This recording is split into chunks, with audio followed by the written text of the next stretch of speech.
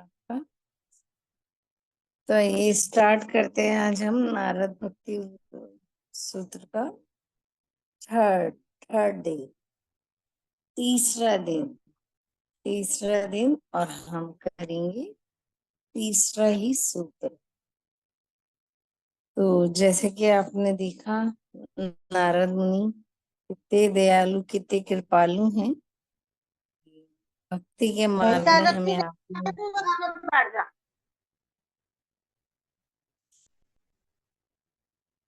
कविता माता जी अपना sound mute करिए प्लीज। हाँ, थैंक यू माता जी। कितने दयालु कितने कृपालु हैं। तो हम उन्हीं से प्रार्थना करते हैं, व्यास देव से प्रार्थना करते हैं, अपने आचार्यों से प्रार्थना करते हैं कि हम आज के इस विषय को बहुत अच्छे से समझ पाए, समझा पाए।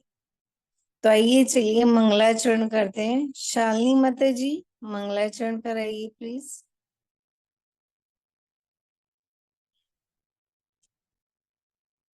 जी माता जी। Very good. ओम अज्ञानतिम्रान्धस्य ज्ञानार्जन शलाकया चक्षुरुन्मीलितं येन तस्मै श्रीगुरुवे नमः। श्रीचैतन्यमनोभीष्टं स्थापितं येन भूतले स्वयं रूपा कदा मह्यं ददाति स्वपदान्तिकम्। वन्देऽहं श्रीगुरुः श्रीयुतपत्कमलं श्रीगुरून् वैष्णवांश्च श्रीरूपं साग्रजातं तं संजीवं शावदेतं शावदूतं परिजनसहितं कृष्ण चैतन्य देवं श्री राधा कृष्ण पादान् सहगण ललिता श्री विशाखान्विष। हे कृष्ण करुणा सिंधु दीन बंधु जगतपते गोपेश गोपिका कांत राधा कांत नमस्तुते। तप्त कांचन गौरांगी श्री राधे वृंदावनेश्वरी विश्वानुसुते देवी प्रणमामि हरिप्रिय। वांछा कलतरुविषय कृपा सिंधु विचा पतितानां पावनेभ्यो वैष्णवेभ्यो नमो नमः। जय श्री कृष्ण कन्हैया प्रभु नित्यानंदा श्री अद्वैत गदाधर श्रीवासादि गौर भक्त वृंद। हरे कृष्ण कृष्ण कृष्ण हरे हरे, हरे राम राम राम हरे हरे। नमो विष्णु पादाय कृष्ण पृष्ठाय भूतले श्रीमते भक्ति वेदांत स्वामी इति नाम्ने। नमस्ते सरस्वती देवी गौरवाणी प्रचारणे निर्विशेष शून्यवादी पाश्चात्य देश कारण। हरे कृष्ण माता जी सभी मतों का। नमां विष्णुपदाय कृष्णपृष्ठाय भूतले श्रीमते गोपाल कृष्ण गोस्वामी इति नामिने प्रभुपादस्य साहित्यं या प्रकाशवितीर्य च प्रचारं कृतवान् साधु भगवत्पादाय ते नमः। हरे कृष्णा। पुनः आप सभी का बहुत बहुत स्वागत। तो नारद भक्ति सूत्र के आज के सेशन में हम तीसरा सूत्र लेंगे। तीसरा सूत्र भी सभी 84 सूत्र बहुत इम्पोर्टेंट है। अभी तक बुक सबके पास आ गई है आप लोगों के पास?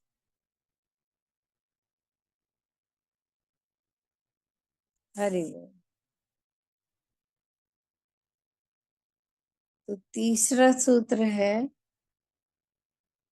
अमृत स्वरूप च। नारद मुनि बताते हैं, विषय चल रहा है भक्ति का। अमृत स्वरूप क्या है और अमृत स्वरूप, अमृत अमृतत्व, स्वरूप अपने सार रूप में, च और अनुवाद ये शुद्ध भगवत प्रेम का नित्य है। ये शुद्ध भगवत प्रेम नित्य है। तात्पर्य दीपिका मत जी आप तात्पर्य करेंगे।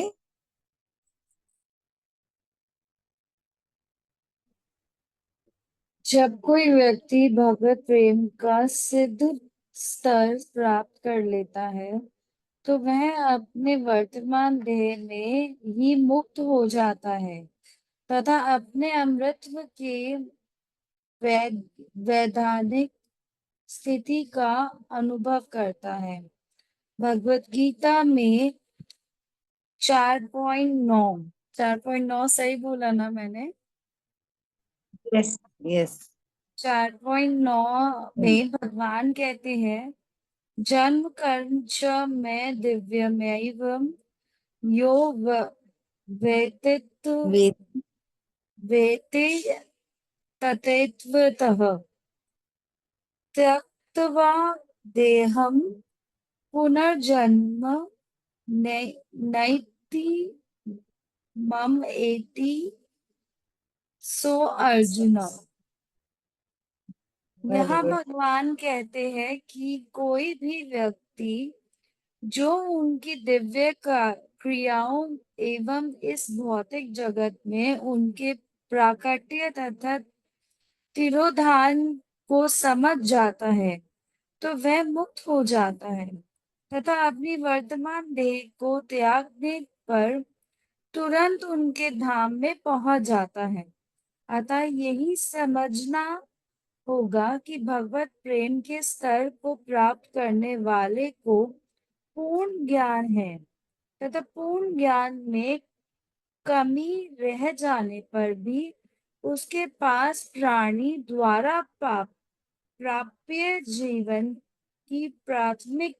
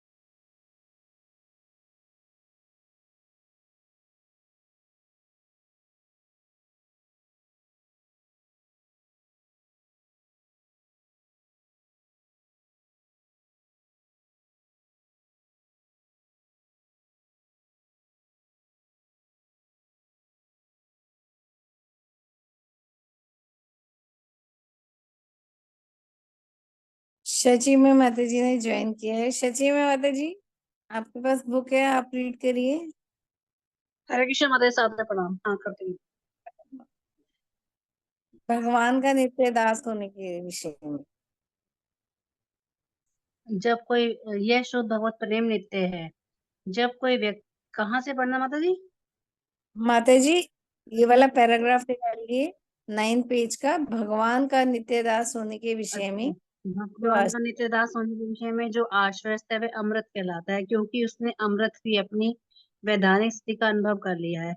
स्वयं की स्थिति को जीवात्मा एवं भगवान का नित्य दास समझे बिना अमृत का कोई प्रश्न ही नहीं उठता, किंतु जो इन तथ्यों को स्वीकारता है वह अमर हो जाता है। अन्य शब्दों में, जो व्यक्ति ये मिथ्या धारणा रखे हुए है कि जीव एवं भगवान हर प्रकार से समान है, गुण एवं मात्रा में दोनों में वे भ्रांत है तथा उन्हें अभी भी भौतिक जगत में ही बद रहना होगा, वे अमृत की स्थिति तक नहीं उठ सकते। आगे पढ़ो माता जी। हाँ जी, हाँ जी। भगवत प्रेम की प्राप्ति पर व्यक्ति तुरंत अमृत हो जाता है और उसे पुनः अपना भौतिक देह परिवर्तन नहीं करना होता, किंतु यदि भगवान का भक्त अभी तक भगवत प्रेम के सिद्ध स्तर तक ना पहुंचा हो, तो भी उसकी भक्ति में सेवा अमृत ही कहलाती है। कर्म में ज्ञान के स्तर पर की हुई कोई भी क्रिया देह परिवर्तन के साथ समाप्त हो जाएगी, किंतु भक्ति में सेवा यदि वह पूर्णता से संपन्न ना भी हुई हो तो अगले जीवन में चलेगी तथा जीव की आगे की ओर प्रगति करने की अनुमति दी जाएगी। भगवत अंश के रूप में जीव की वैधानिक स्थिति को श्रीमद् भागवत में और उपनिषदों में सुनिश्चित किया गया है। श्वेतर उपनिषद में वर्णित है, बालाग्र भागस्य श्रद्धा कल्पितस्य च भागो जीव स विज्ञेह से च अंताय कल्पते। यदि बाल के अग्रभाग को 100 भागों में विभाजित कर दिया जाए और एवं यदि उनमें से एक भाग को पुनः 100 भागों में विभाजित कर दिया जाए तो उस अग्रभाग का वह 10,000वां हिस्सा जीव का परिमाण होगा। पूर्व कथानुसार जीवात्मा की भवदीय अंश की यह स्थिति भगवत गीता में नित्य बताई गई है, उसे परिवर्तित नहीं किया जा सकता। अपनी वैधानिक स्थिति को भगवत अंश समझने वाला तथा स्वयं को पूर्ण गंभीरता से भक्ति में सेवा में नियोजित करने वाला तुरंत अमृत हो जाता है। हरे कृष्ण। हरे कृष्णा। बहुत बहुत धन्यवाद माता जी।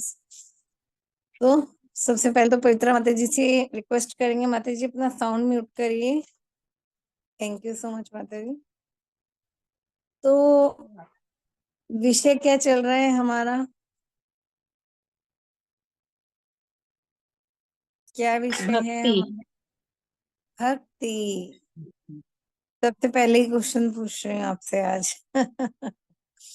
तो भक्ति विषय चल रहा है। अब आप ये बताइए कैसे कह सकते हैं हम कि ये विषय भक्ति ही चल रहा है? हमें पीछे श्लोकों नारद मुनि में, कृषि सबसे के बड़े सूत्र भक्त में थे। नारद मुनि क्या बता?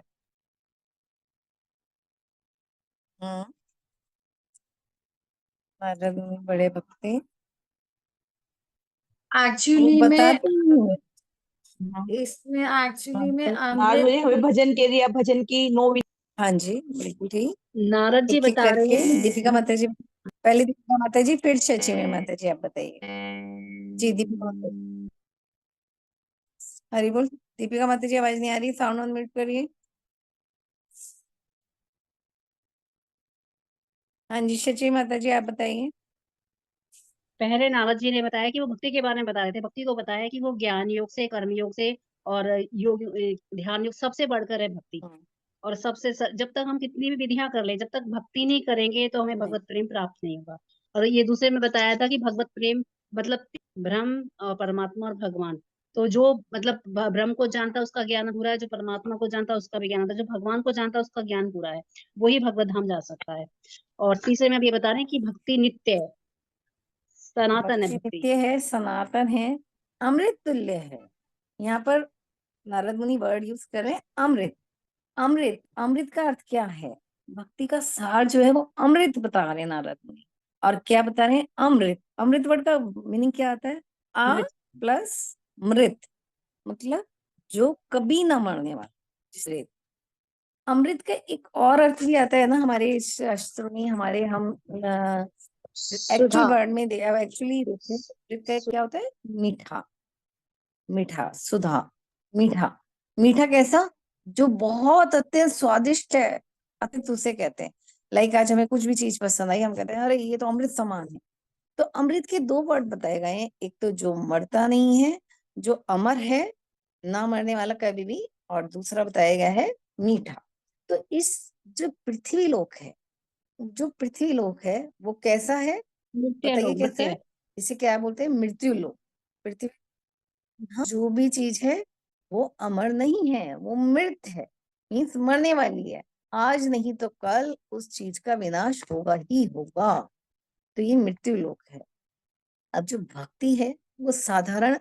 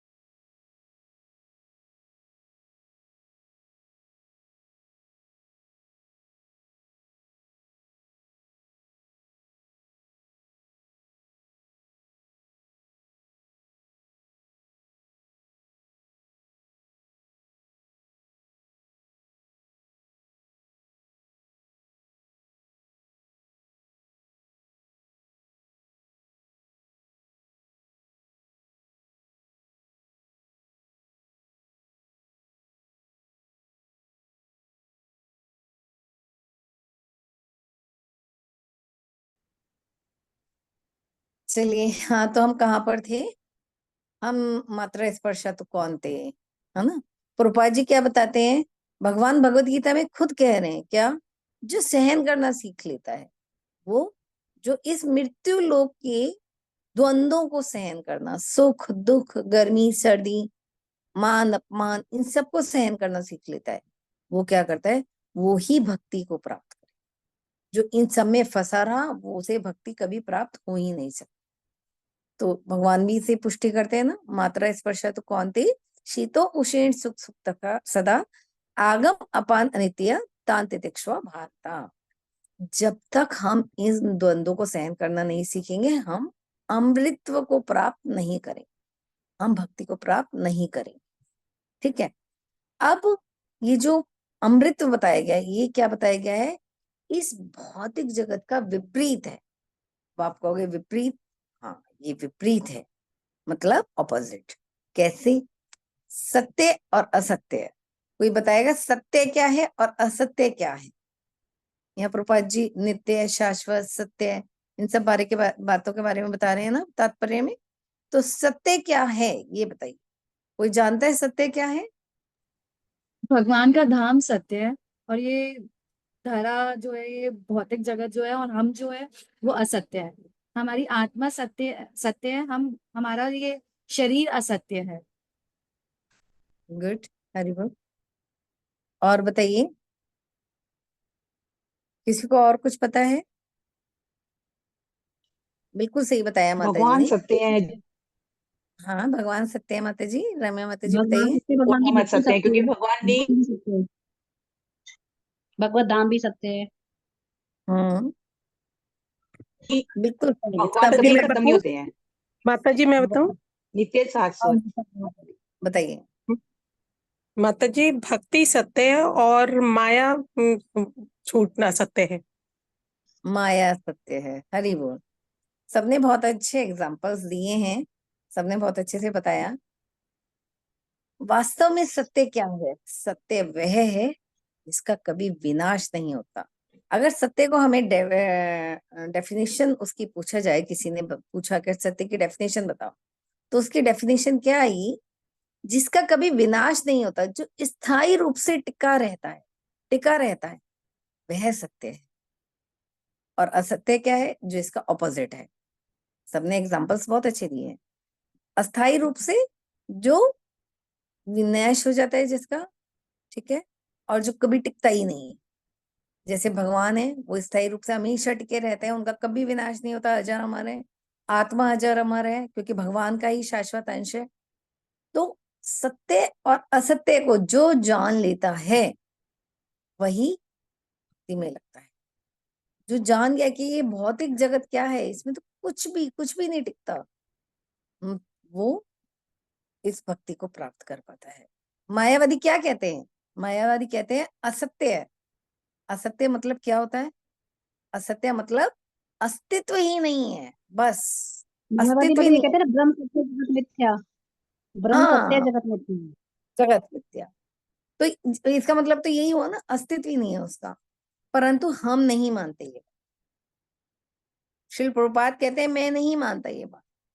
असत्य मतलब क्षण भंगुर। असत्य है क्षण भंगुर, जो है जो क्षणिक है, टेम्परेरी है, वो है असत्य। अगर आप ये कहोगे कि असत्य मतलब मिथ्या, कुछ भी नहीं है, नहीं कुछ भी नहीं है, है। असत्य मीन्स है, क्योंकि वो भी भगवान का अंश ही है। असत्य है मगर वो टेम्परेरी है, क्षण भंगुर है, क्षणिक है, वो असत्य है। तो भगवत गीता में सत्य असत्य का भेद इस आधार पर दिया है उन्होंने कि कौन कितना टिकता है, कौन कितना टिका हुआ है इस धरा, कौन कितना टिकता है। भगवान ने पृथ्वी जगत को, मृत्यु जगत को, सबको कितना टिका हुआ है, उसके आधार पर उन्होंने भेद बताया है। मायावादियों की तरह नहीं कि नहीं अस्तित्व ही नहीं है तो खत्म बात। तो ये है। तो सत्य मतलब है जिसका विनाश नहीं होता, जो टिकता है।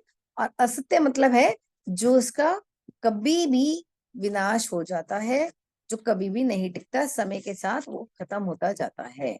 तो ये बड़ी बात है। अब भक्ति की परिभाषा की ओर आते हैं। भक्ति में अमृत की क्या परिभाषा बताई गई है? भक्ति, अब आप जान गए होंगे ये इस धराधाम का कार्य नहीं है, तो पूर्ण रूप से कहाँ का है? भौतिक जगत का कार्य नहीं है, तो कहाँ का कार्य है? आध्यात्मिक, आध्यात्मिकता का कार्य है भक्ति। ठीक है। अब जब आध्यात्मिकता का कार्य है तो हम पूछ सकते हैं कि ये भक्ति आती कहाँ से है? माता जी कोई मेरा भी बीज? सेम यही क्वेश्चन था। एक हाँ, क्वेश्चन मेरा भी है माता जी। जब आपने तो बताया कि मिलेंगे भक्ति सबके आध्यात्मिक क्वेश्चन, जगत। सबके क्वेश्चंस माता जी मैं लास्ट में भूल लेंगे। जाऊंगी। आप आपने नोट आध्यात्मिक करिए। जगत बोला ना, इसलिए ठीक है। हाँ, नहीं नोट करिए, आप पक्का लेंगे, बाद में लेंगे सबसे एंड में, अदरवाइज क्लास डिस्टर्ब होती है। ठीक है, माफ कीजिएगा। हरि बोल। तो ये क्वेश्चन आता है कि भक्ति उत्पन्न कहाँ से होती है? आध्यात्मिक है, कोई बीज है इसका, कोई ऐसा पेड़ है, कोई ऐसा सोर्स है, झरना है, कुछ है, कोई ऐसा कुआं है जिससे हम भक्ति को प्राप्त कर सकते हैं? भक्ति उत्पन्न कहाँ से होती है? तो भक्ति क्या पुण्य कर्म से होती है कि हम कोई पुण्य कर्म कर लें, या भक्ति दान देने से, दान देने से आ जाती है? हाँ, दान देने से आ जाती है। बताइए क्या ये सत्य है? आप लोग बताइए, क्या ये सत्य है? भक्ति दान नहीं देने से माता जी, नहीं माता नहीं, जी, नहीं माता नहीं। जी, असत्य है ये। ये असत्य है। तो भक्ति उत्पन्न कहाँ से होती है? हमारे पूर्व कर्मों से। भक्ति ओनली एंड ओनली भक्ति भक्ति की से उत्पन्न होती है। कैसे भक्ति माता जी? केवल उत्पन्न हो सकती है। हाँ जी, हरि बोल। भक्ति केवल और केवल भक्ति से उत्पन्न होती है और किसी चीज से नहीं होती। जहां पर भक्ति है वहीं से प्राप्त होती है। भक्ति कोई साधारण पद्धति नहीं है, कोई ऐसा वैसा चीज नहीं है कि कहीं से भी उत्पन्न हो जाए। श्रील प्रभुपाद कहते हैं कि अमृत कौन है वास्तव में? अमृत क्या है? यहाँ अमृत का आया है जिक्र, तो अमृत क्या है? कौन भक्ति को प्राप्त कर सकता है? श्रील प्रभुपाद इसके विषय में बताते हैं, जो ये जान चुका है क्या कि वो भगवान का नित्य दास है, जो ये जान चुका है कि वो भगवान का नित्य शाश्वत दास है, वही उसने अपने नित्य स्वरूप को पहचान लिया है, इस अमृत को पहचान लिया है, वही भक्ति को भी प्राप्त कर सकता है। वो भक्ति के क्षेत्र पे आ जाता है, अमृत के क्षेत्र में आ जाता है, अदरवाइज और कोई नहीं आ सकता। भक्ति किसे प्राप्त होती है?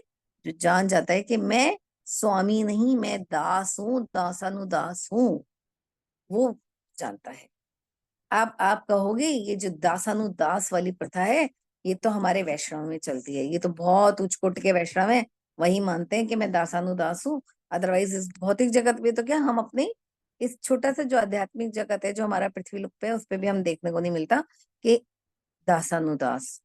ठीक है, हमारे नाम के आगे दास लग गया, मगर फिर भी हम ये नहीं जानते कि हम मानते नहीं है। हमारे अंदर ये अहंकार आ जाता है कि मैं वरिष्ठ हूँ, मैं कनिष्ठ हूँ, ये तो बहुत अक्ल का आया हुआ है, कैसे बोल रहा है, मुझसे कैसे बातें कर रहा है। तो ये तो प्रभुपाद जी कहते हैं, ये तो शुद्ध वैष्णव के बारे में आप समझ रहे हो, आप कि वो जानते हैं दासानुदास है। ये तो बड़े बड़े आचार्य कहते हैं, भक्ति विनोद ठाकुर कहते हैं, श्री प्रभुपाद कहते हैं, सब कहते हैं मैं दासानुदास हूँ। पर जो हम साधना कर रहे हैं, हम साधकों का क्या क्या विचार है इस बारे में, हम साधनों के लिए क्या है, हम तो अभी ऐसा नहीं है ना। फिर हम कैसे माने कि जो भक्ति है वो अमृत है, वो केवल और केवल भक्ति से ही आएगी। हम भक्तों के लिए क्या आज्ञा है, क्या है। तो यहाँ पर प्रभुपाद जी बताते हैं, जो साधक करता है वे भी भक्ति है, जो क्या करता है, साधक करता है, साधना करता है, वे भी भक्ति है।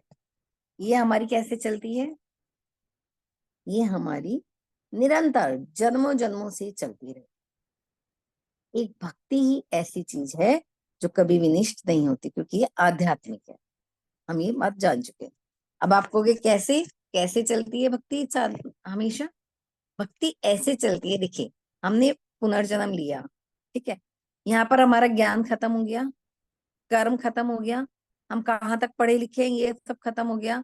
जैसे थे हमारे रिश्ते और सब खत्म होता है, ऐसे ऐसे हमारा ज्ञान और कर्म भी खत्म हो जाता है। ज्ञान कर्म और जितनी भी हमारी सिखाई गई इस भौतिक जगत से रिलेटेड बातें खत्म हो जाती। किंतु भक्ति ऐसी चीज है जो निरंतर चलती है। तो जो साधक साधना कर रहा है, जो साधक साधना कर रहा है, वो कभी विनिष्ट नहीं होगी, क्योंकि ये भक्ति आध्यात्मिक है। अगर हम इस बात को पहचान लेते हैं, समझ जाते हैं कि अमृतत्व है, कभी ना मरने वाली है भक्ति, तो ये हमारी निरंतर चलती है। फिर हमारे ऊपर गुरु कृपा होती है, आचार्यों की कृपा होती है, वो हमारा अंगुली पकड़ते हैं और हमें इस भाव से उभार लेते हैं, और उभार कर हमें भक्ति में लगा, वो इस से हमारी अंगुली पकड़ के उभारते और हमें भक्ति में लगा देते हैं। तो इसलिए प्रभुपाद जी कहते हैं, अगर त्रुटिपूर्ण ढंग से भी अगर आपने कुछ गलत तरीके से भी कुछ भी किया है, भक्ति की है, हम किसी को कहते हैं ना एक माला कर लो, कोई बात नहीं, कोई ऐसा दिक्कत नहीं है, आप करिए तो सही, स्टार्ट तो करिए। तो त्रुटिपूर्ण से करी गई भक्ति का विनाश नहीं होता, क्योंकि भक्ति क्या है, आध्यात्मिक है, अमृत तुल्य है। तो यहाँ के श्लोक में प्रभुपाद जी, यहाँ के सूत्र में नारद जी यही बार बार बता रहे हैं, ये अमृत तुल्य है, इसका कभी भी विनाश नहीं होता। ये कैसी अमृत तुल्य है, जैसे भगवान बताते हैं ना, जन्म कर्म च मयि दिव्यम यो वेति तत्वतः त्यक्त्वा देहम पुनर्जन्म नीति मामेति। सो अर्जुना, अर्जुन, जन्म कर्म मेरे दिव्य हैं। तो भक्ति कहाँ से है, मेरे ही द्वारा प्राप्त की गई है, भक्ति भी दिव्य है। और जीव का यहाँ पे आकार कैसा बताया गया है, बाल के अग्रभाग 100 भागों में विभाजित कर तो भी जीव का भाग। तो जीव यानी सनातन है, मतलब हमारी जो आत्मा है वो सनातन है, भक्ति सनातन है। तो हमें क्या करना है, हमें भक्ति मार्ग में ही लगना है, भक्ति को ही भगवान का दिव्य प्रसाद, दिव्य कृपा, ये सब मानते हुए हमें भक्ति करनी। ठीक है, समझ आया इस सूत्र का थोड़ा सा, क्या मैंने सही समझाने का प्रयास किया, आप लोगों को समझ आया है? हाँ जी माता जी। बहुत सुंदर समझाया माता जी आपने। चलिए, और बताइए सचिवी माता जी, आप कुछ बताना चाहेंगे? माता जी आपने बहुत कुछ सारा बता ही दिया है काफी हद तक। इसमें एक मतलब बद्ध अवस्था और मुक्त अवस्था क्या होती है। बद्ध अवस्था ये होती है कि भाई जब हम अपने आप को शरीर समझते हैं, हम समझते हैं हम देह हैं, तो ये हमारी बद्ध अवस्था होती है। और जब हम ये जान जाते हैं कि हम शरीर नहीं आत्मा है, ये हो जाती है हमारी मुक्त अवस्था। तो जो हमारी भक्ति की स्टार्टिंग होती है वो मुक्त अवस्था से स्टार्टिंग होती है। जब तक हम बद्ध अवस्था में हैं तब तक हमारी भक्ति की स्टार्टिंग नहीं होती। ये स्टार्टिंग हो जाती है मुक्त अवस्था में। लेकिन जब तक हम ये नहीं जान पाते कि हम भगवान के नित्य दास हैं, तब तक हम पूर्णता का स्तर प्राप्त नहीं कर सकते। केवल स्टार्टिंग हो रही है मुक्त होने से, लेकिन जब तक हम ये नहीं जान जाएंगे कि हम भगवान के दास हैं, तब तक हम अपने डेस्टिनेशन को नहीं प्राप्त कर सकते, हम भगवत प्रेम को प्राप्त नहीं कर सकते। तो इसमें प्रभुपाद ने गीता में से बताया है कि भाई हमारी स्थिति क्या है। ममे वांशो जीव लोके जीव भूत सनातना, कि सारे जीव मेरे ही अंश हैं। और हमारी स्थिति कैसी है, और भागवतम में से ही बताया है कि इसमें श्रीमद् भागवतम में मूर्तिमान वेद भगवान से प्रार्थना करते हैं, हे परम नित्यानंद प्रभु, यदि जीवात्मा आपके समतुल्य होती तथा फजरो आपके समान सर्वव्यापक और सशक्तिमान होती, तो आपकी बहिरंग शक्ति माया द्वारा इनके नियंत्रण होने की कोई संभावना ही नहीं होती। तो अब सब जीव किससे कंट्रोल हो रहे हैं? माया से कंट्रोल हो रहे हैं, क्योंकि हम भगवान के समान नहीं है। भगवान का एक नाम आता है भागवतों में, सम उद्धवा, कि मतलब ना तो कोई भगवान के समान है, ना कोई भगवान से बढ़कर है। तो ये प्रश्न उठ सकता है कि प्रभुपाद ने सारी व्याख्या दे दी, तो ये तो गीता में से बता दिया, भागवतम में से बता दिया, माया कहते हैं कि हमारे बारे में से तो कुछ बताओ, हमारे उसमें से बताओ। तो उपनिषदों में से ही बताया गया है कि हमारी स्थिति क्या है। ये वाला श्लोक बताया गया है, बालाग्र शतः भागस्य शतः, कि उपनिषदों से बताया कि हमारी स्थिति क्या है। हम एक बाल का 100 हिस्से करे जाएं, फिर उसके 100 हिस्से करे जाएं, वो हमारी स्थिति है। तो यानी कि मायावादियों को भी सेटिस्फाई किया जा रहा है इस श्लोक के अंदर। खाली गीता और भागवतम से नहीं बताया गया, मायावाद को उपनिषदों से ही बताया गया है कि भाई ये बात, हमारी स्थिति ये है। तो इस तरह हमारी स्थिति पता चल जाती है। और भक्ति अमृत के समान है। तो जैसे हम क्या है, हम जीव सब क्या है, शाश्वत है, हम आत्मा है। जिस ये हमारी आत्मा उसी पदार्थ की बनी जिसके पूरे भगवान बने हैं। देखो हम यहाँ पे क्या चाहते हैं, हम ये चाहते हैं हमारा यही परिवार बना रहे, हमारा यही पति बना रहे, यही बच्चे बने रहे, और यही घर बना रहे। क्यों? क्योंकि हम शाश्वत हैं, तो हम ऐसी इच्छाएं करते हैं। हम भगवान के अंश हैं और हम शाश्वत हैं। तो क्योंकि भक्ति भी लेकिन हम हैं किसमें? हम जड़ आत्मा शरीर में है। तो शरीर के अंदर होने का ना, हमें जब हम बूढ़े होते हैं या बीमारियां होती हैं, तो हमें परेशानियां होती हैं, क्योंकि वो हमारा स्वभाव नहीं है। हमारा वास्तविक मूल स्वरूप क्या है कि हम आत्मा है, भगवान के अंश हैं। तो इसीलिए हमें परेशानियां होती हैं। हम चीज सब शाश्वत चाहते हैं, क्योंकि हम है, हमारा स्वभाव शाश्वत है। तो वो हम कैसे प्राप्त कर सकते हैं? भगवान की भक्ति करके। तो जब हम पिछले उसमें आया था, दूसरे वाले में आया था कि भक्ति के 9 सोपान बताए गए थे जिसमें। तो ये सारे जब हम सोपान करते करते, जब हम ये जो मेटीरियल जगत है, इसमें हम केवल भाव भक्ति तक जा सकते हैं। प्रेमा भक्ति मेटीरियल जगत की चीज नहीं है। प्रेमा भक्ति आध्यात्मिक जगत की चीज है। और ये 9 सोपान यही समाप्त नहीं हो जाते, इसके ऊपर भी होते हैं, जो कि हम रिलीज नहीं कर सकते। जैसे कि स्नेह होता है, कंपन होती है, अष्टविकार पैदा होते हैं। तो वो सब आध्यात्मिक जगत की चीजें हैं। भक्ति तो बहुत ऊंची है।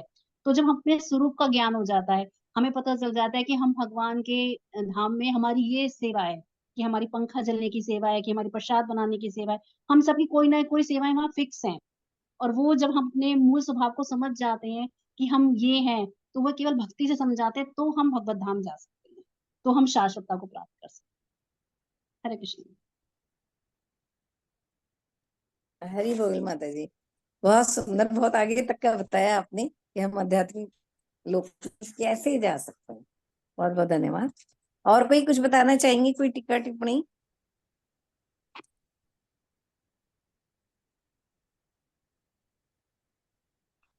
चलिए क्वेश्चन आंसर लिए फिर।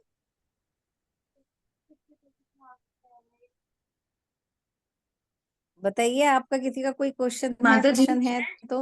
हाँ जी माता जी। हाँ जी। 4 बजे तक। पवित्रा माता जी अपना साउंड म्यूट करिए। दीपिका माता जी आप पूछिए, बताइए। हमारे कर्मों के हिसाब से हम भक्ति कर पाते हैं, हाँ। और हमारे कर्म जो है वो हमारे हाथ में नहीं है। हम्म। तो मतलब 84 लाख योनियों में हमें ये नहीं पता होता हमने कब कैसे कैसे जन्म लिया। सिर्फ एक मनुष्य जन्म ऐसा है जिसमें हम भक्ति कर सकते हैं। तो मतलब मैं ये पूछना चाह रही हूँ कि हमें, जैसे हमारे कर्म जो है वो भगवान के हाथ में है, अगर मान लो हम कुछ बुरा कर्म करने जा रहे थे, तो उस समय हम कैसे अच्छा कर्म करेंगे कि जिससे हमारी भक्ति जो है वो खत्म ना हो। हमें हमें कई बार ये इस चीज का आइडिया नहीं होता। हमें मतलब 90% हम लोगों को ये आइडिया नहीं होता कि हम ये बुरा कर रहे हैं या अच्छा कर रहे हैं। हमारी फैमिली में भी कई बार ऐसा होता है कि हमें ये नहीं पता होता कि हम बुरा कर रहे हैं कि अच्छा कर रहे हैं। दूसरों की नजरों में बुरा होता है, हमारी नजर में अच्छा होता है। तो और कई बार हमारी भक्ति उस चीज में खत्म होती चली जाती है। हमारा डाउनफॉल आ जाता है। फिर हमें ये पता होता है कि हाँ हमने माता जी, वैष्णव अपराध कर दिया होगा, तो उस चीज को हम कैसे इम्प्रूव कर सकते हैं इस माता जी दो बातें बताई हैं आपने, एक तो हम अपने कर्मों के हिसाब से भक्ति करते हैं और एक इस मनुष्य योनि में ही भक्ति करते हैं। माता जी कर्मों के हिसाब से भक्ति करते हैं ये भी गलत है। देखिए, अच्छे कर्म कर रहे हैं, पुण्य कर्म कर रहे हैं तो उनका फल मिलेगा, हम स्वर्ग लोक जाएंगे, ये करेंगे, ऐसे हैं, ठीक है। पाप पुण्य करते कर रहे हैं तो उसका फल मिलेगा, हम नरक के द्वारों में जाएंगे, ठीक है। किंतु जो हम भक्ति पूर्ण कार्य कर रहे हैं उनका फल मिलेगा कि भक्ति ही हमें मिलेगी उसके आगे, ठीक है। दूसरा था आपका कि हम मनुष्य योनि मिली है जिसमें हम भक्ति करते हैं, ये वास्तव में गलत है। अगर ऐसा होता तो श्रीमद् भागवतम उठा के हम देखते हैं, गजेंद्र मोक्ष की कथा देखते हैं, हाथी की योनि में भी भगवान क्या ने क्या किया, गजेंद्र का उद्धार किया। क्यों? गजेंद्र ने भक्ति करी। तो ये अब हमारे ऊपर निर्भर करता है, शॉर्टकट आपको आंसर दे रही हूँ कि हम भक्ति को कितना सीरियसली लेते हैं। हम हर चीज को, जैसा माता जी ने भी बताया था, हम अपने हर रिश्ते को सीरियस लेते हैं। अभी बताया ना, मेरा पति ये रहे ये रहे, यही बात मैं आपको समझाना चाह रही हूँ। हम अपनी हर चीज को बड़ा सीरियसली लेते हैं इस भौतिक जगत में, ये मेरा है, मेरी है, ये सब। किंतु वास्तव में हम भक्ति को सीरियस नहीं लेते। भक्ति को हम सोचते हैं, आज मेरे ऊपर छोटी सी बीमारी आई, आज मेरे को कुछ व्यथा हुई, आज मेरे बेटा बीमार है, आज मेरी बेटी बीमार है, आज मेरे पुत्र का ये हो गया, पास हो गया, बहुत अत्यधिक खुशी है। कुछ भी हो जाए, हमारी भक्ति वहीं से खत्म। उस दिन हम भक्ति नहीं करते, है ना। तो इसका मतलब हम भक्ति को सीरियस लेते नहीं लेते ना। अगर हम भक्ति को सीरियस लेने लग जाए, अगर हम भक्ति सीरियसली करने लग जाए, जैसे कि गुरु महाराज हमेशा कहते थे, ध्यान पूर्वक जप, ध्यान पूर्वक सुनना, बोलना और सुनना, ये हम करने लग जाए तो हमें ये सब जो द्वंद्व है वो नहीं है। सेकेंडली, हम ये कहते हैं ना भगवान भगवत गीता में, कर्म कर फल की इच्छा मत रख। ऐसे ही हमें कर्म करते रहना चाहिए, किसी भी फल की इच्छा ना करिए, आप बस भक्ति भाव में रहिए, सबके प्रति संभाव रखिए। ऐसा करते हुए ही हम इस धराधाम से मुक्त हो जाएंगे, ठीक है, भक्ति कर पाए। हरि। ग्राम्य माता जी, आपका क्वेश्चन था। हाँ जी माता जी, भक्ति भक्ति से ही कैसे आती है, क्वेश्चन था। वेरी गुड आपने क्वेश्चन। कहा ना भक्ति भक्ति के द्वारा ही मिलती है, इसको बताइए। जी बिल्कुल सही है, शिल प्रभुपाद जी बताते हैं हमें ये। अब आप कहोगे एक बीज रोप दिया हमने और उससे एक पौधा बना, ठीक है। वो बीज किसका था? जामुन का बीज है तो क्या किसका पेड़ बनेगा? जामुन का। आम का बीज है तो आम का बनेगा, ठीक आम। है। कटहल का बीज है, कटहल बनेगा, जो भी है उसका बनेगा। आप भक्ति का बीज है तो भक्ति आई। अब इसे हम कैसे समझ सकते? एक 5 वर्ष का बच्चा जंगल में रोता हुआ जा रहा है, मेरे पिता ने मुझे निकाल दिया है और मुझे अपने पिता से ऊंचा पद चाहिए जिसपे मैं बैठूं। तो भगवान उसे क्या करते हैं? अपने दूत को भेजते हैं, नारद मुनि को भेजते हैं। नारद मुनि क्या करते हैं? नारद मुनि टच करते हैं अपना, उसे कहते हैं ये भक्ति करो, ऐसे करो, ठीक है। कैसे उसे भक्ति प्राप्त हुई? कैसे भक्ति प्राप्त वो हुई? नारद मुनि को भेजा, दूत के द्वारा, भक्तों के द्वारा। नारद मुनि ने क्या दिया? क्या दिया? ओम नमो भगवते भक्ति। वासुदेव का मंत्र दिया। भक्ति भक्ति भक्ति दी। भक्ति दी है। नारद भक्ति मुनि दी ने नारद भक्ति मुनि दी। ने। हाँ, जब तक आप कोई तपस्या नहीं करोगे, कोई भक्त के शरणागत में नहीं आओगे, भक्ति में नहीं आओगे, तब तक भक्ति कैसे प्राप्त होगी? तो भक्ति भक्ति से उत्पन्न होती है और किसी चीज से उत्पन्न नहीं होती। आप ये सोचो, मैं इस भौतिक जगत में खूब ज्यादा सिनेमा देख लूं, खूब ज्यादा फल खा लूं, खूब ज्यादा इंद्रिय तृप्ति कर लूं और मुझे भक्ति मिल जाएगी? नेवर, कभी नहीं। भक्ति कैसे मिलेगी? किसी शुद्ध भक्त के संसर्ग में आने से। शुद्ध भक्त मीन्स आपको क्या देंगे? भक्ति देंगे। तो भक्ति किससे उत्पन्न होती है? भक्ति भक्तों के द्वारा प्राप्त होती है। माता जी, ये है ना, ब्रह्मांड भ्रमिते कौन ठीक भाग्यवान है जीव, माता जी। गुरु कृष्ण कृपा पाए भक्ति लता बीज। माता जी बिल्कुल। तो उन्होंने, शुद्ध भक्त ने हमें क्या दिया? भक्ति तो दी ना। शुद्ध भक्त ने हमें भक्ति ही दी ना, शुद्ध भक्त हमें और तो कुछ नहीं दे रहे ना। तो भक्ति भक्ति से ही उत्पन्न होती है, भक्तों द्वारा उत्पन्न होती है और किसी के द्वारा नहीं होती। तो यहाँ कहा जा सकता है भक्ति भक्ति से ही उत्पन्न होती है और किसी चीज से नहीं होती। आप कुछ भी कहीं भी घूम लें, कहीं भी फिर लें, भक्ति कहीं नहीं प्राप्त कर सकते जब तक आप किसी भक्ति वाले भक्त के संसर्ग में नहीं। ठीक है। तो माता जी और भक्ति का समय नहीं होता, मतलब माता जी एक बात और, माता जी जब भक्ति मिलनी हो वो समय होता है या भक्तों के साथ आने में ही समय बनता है हमारा भक्ति का? वेरी गुड जैसे क्वेश्चन, भक्ति ये भी 5 वर्ष की आयु में ध्रुव महाराज को मिल गई, हाँ, ये माता तो जी हमें होता इतनी क्या लेट मिली। हम्म इसके बारे में प्रभुपाद जी बताते हैं, हमें इतनी लेट मिली। बिल्कुल सही है। ये बात आप कर सकते हो, ये अच्छा है। माता जी हमें इसलिए लेट मिली, हमारा जब हमने पूर्व जन्म में जो भक्ति करी थी वो अभी कमी रह गई थी। तो हमें अपने जो पूर्व जन्म के करते थे वो काटने थे, तब हम किसी शुद्ध भक्त के संसर्ग में आए। जब वो कट गए तब हमें भक्ति मिली। सबसे पहली बात तो आप ये जान लीजिए कि आपको लेट भक्ति नहीं मिली। आपने कहा इस भारत भूमि जन्म लिया है, भारत भूमि राम और कृष्ण की भूमि है। ठीक है, यहाँ भक्ति है, यहाँ भक्ति ऑटोमेटिकली है। हर भक्त को ये पता है, हर जीव को ये पता है कि राम कौन है, कृष्ण कौन है। उसके बाद ये पता है कि मैं एक आत्मा हूं, मुझे इस संसार से जाना है। इतने ज्ञानी सब है, इतने ज्ञानी सब हैं। किंतु जब तक किसी शुद्ध भक्त के संसर्ग में नहीं जाते, जब तक वो अपनी श्रद्धा को डेवलप नहीं करती, जब तक उनके अंदर जिज्ञासा नहीं होती भगवान के बारे में जानने की, तब तक वो भक्ति में नहीं आते। अब प्रहलाद महाराज को कैसे हुई जिज्ञासा, प्रहलाद महाराज को कैसे हुई, ध्रुव महाराज को कैसे हुई? तो उन्हें 5 वर्ष की आयु से ही हुई। कैसे हुई? किसी को माँ के द्वारा, पिताजी के द्वारा प्रताड़ना मिली, किसी को, दोनों को ही मिली वास्तव में।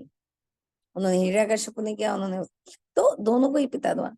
तो जब तक हमें इस भौतिक जगत की वास्तव में क्या बोलते हैं लात नहीं लगती, तब तक हम भक्ति में नहीं आ सकते।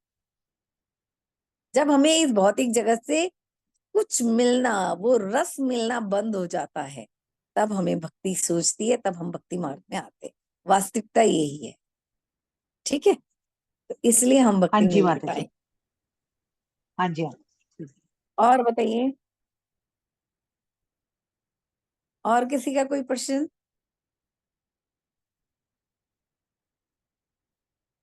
अलका माता जी पूछ रही थी ना, क्या हुआ उनका प्रश्न, आगे आंसर क्या? हरे कृष्ण माता अलका जी। माता जी माता जी नहीं। माता जी आपने बताया था कि भक्ति जो है आध्यात्मिक जगत का कार्य है। हम्म तो हमें जो आपने बताया कि जीव शाश्वत भगवान का नित्य दास है, उसके बावजूद भी लेकिन हम भक्ति जो है भौतिक जगत में ही क्यों करते हैं? क्योंकि आध्यात्मिक जगत में भक्ति है, आपने बताया वहां का कार्य है। तो हम यहाँ पर परिपूर्ण जब करते हैं तो हमारे जो पूर्व जन्म जो कर्म है वो कर्मास हमें अफेक्ट करते हैं, आपने ये भी बताया।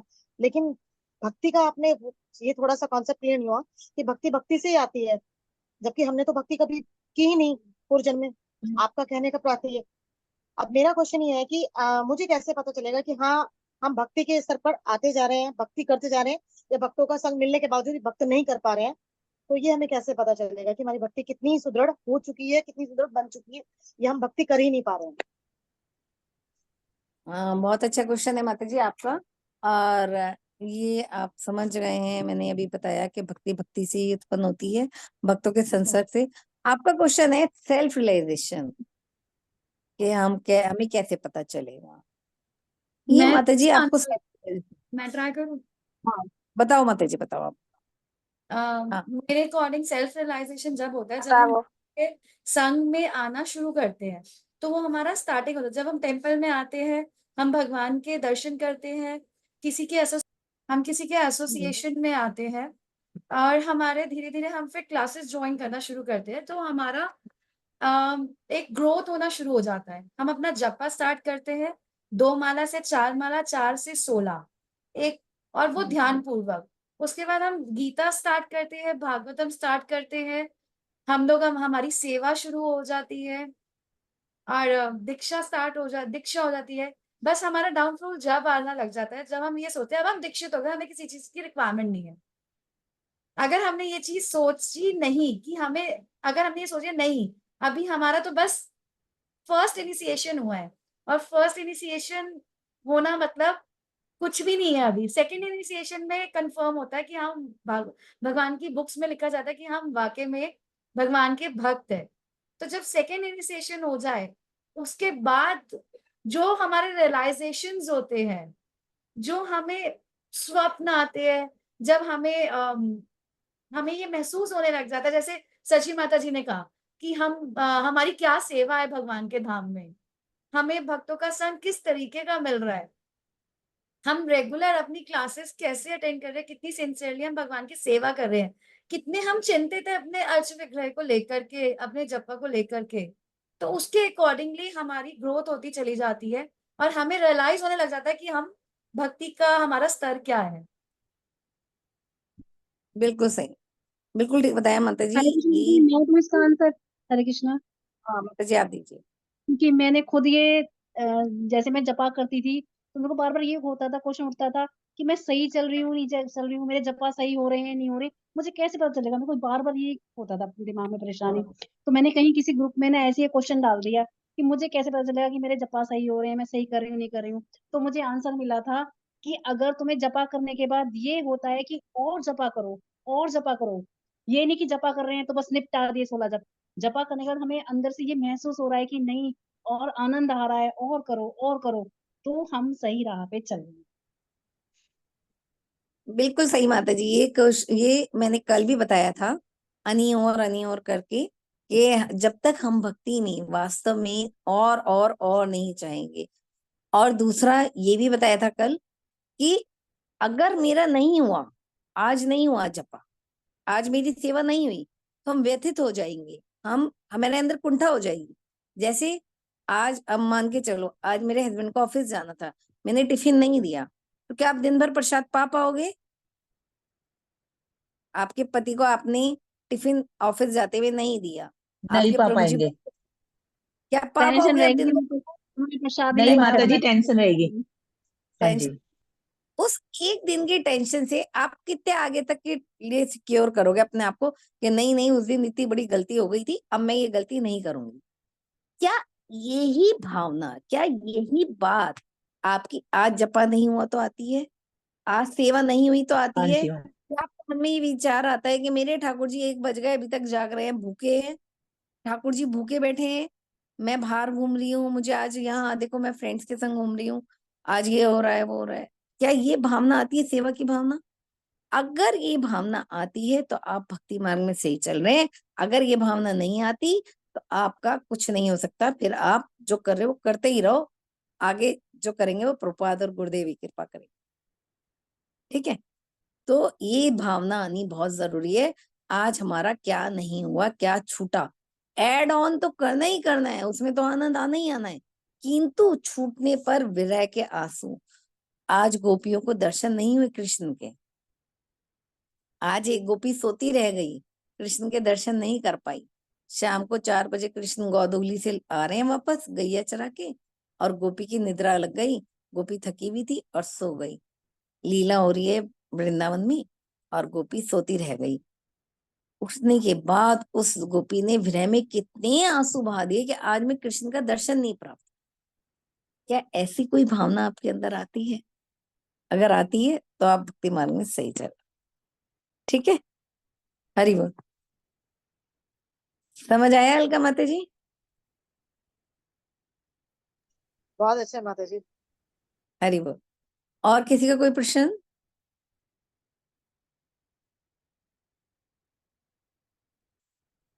जय। तो बहुत अच्छा लग रहा है कि आप सबको सब समझ में आ रहा है, वास्तव में आपको भक्ति का अमृत चखने को मिल रहा है। और ये जो अमृत स्वरूपा भक्ति है, हम इस भौतिक धराधाम में करने का प्रयास कर रहे हैं, जो कि मृत्युल्य है, जो कि कुछ भी नहीं है, उसमें हम ये प्रयास कर रहे हैं। तो आज की उसी में मैं आपसे पूछना चाहूंगी, मैंने आपको सत्य और असत्य 2 डेफिनेशंस बताई थी, कौन बताएगा? हरे हैंड कृष्णा। रेज करिए, हैंड रेज करिए। माता जी हमारे पास 5 मिनट्स है। हाँ, तभी तभी मैं पता पूछ रही हूँ बस। नहीं, मंजरी माता जी आप बताओ।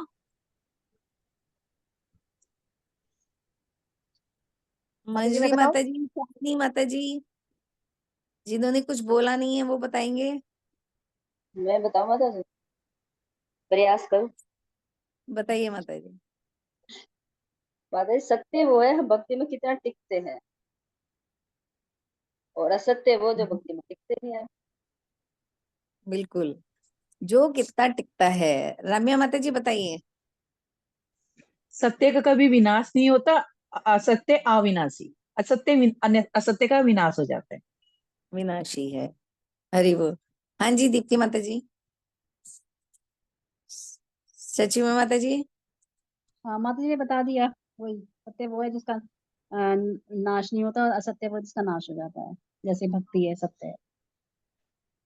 जैसे भक्ति सत्य है, ये भौतिक संसार असत्य है, जिसे हम मान के चलते हमारे सारे रिश्ते सब कुछ। मगर मगर मगर मगर मायावादी मत बनिएगा ये सोच के कि माता जी ने कह दिया ये तो असत्य है, बेकार है, तो ये इसमें हम विनाशी है तो हम इसमें नहीं पड़े। सारी चीजें करनी है, कर्म करने हैं, ठीक है, पर ये क्षणभंगुर है। जो शिल प्रपात बताते हैं क्षणिक है, तो उस असत्य को भी हमें स्वीकार करना है, मगर ये सोचकर कि ये क्षणभंगुर है। मरीचिका की कहानी सुनी है हमने, ठीक है। हम स्वप्न देखते हैं, वो हमें पता है कैसा होता है, क्षणभंगुर होता है, आता और गया। उसमें हम क्या क्या बन जाते हैं, कभी राजा, कभी रंक, कभी हमें डर लग जाता है, अरे ये क्या हो गया, कभी हम एकदम से। तो ऐसे ही असत्य जो है वो क्षणिक होता है, ठीक है, सत्य शाश्वत। हरे कृष्ण माता जी। माता जी वास्तव में तो कुछ भी असत्य नहीं है, क्योंकि सभी चीजें भगवान की, अगर हम उन्हें भगवान में लगा दें तो असत्य चीजें भी सत्य बन जाती हैं। जैसे मोबाइल, ये फोन ही है, अब इससे हम दुनियादारी की बातें करें, किसकी बुराई भलाई करें, तो ये असत्य है। बिल्कुल और जब सही, इसी को बिल्कुल हम भक्ति में लगा रहे हैं तो ये सत्य है, क्योंकि सभी चीजें भगवान की बनाई हुई है। वास्तव में कुछ भी सत्य नहीं है, सही मायने में तो सभी कुछ सत्य है। बिल्कुल बिल्कुल सत्य ओनली एंड ओनली आध्यात्मिक है, भगवान का शाश्वत नित्य धाम है, सत्य वास्तव में वही है।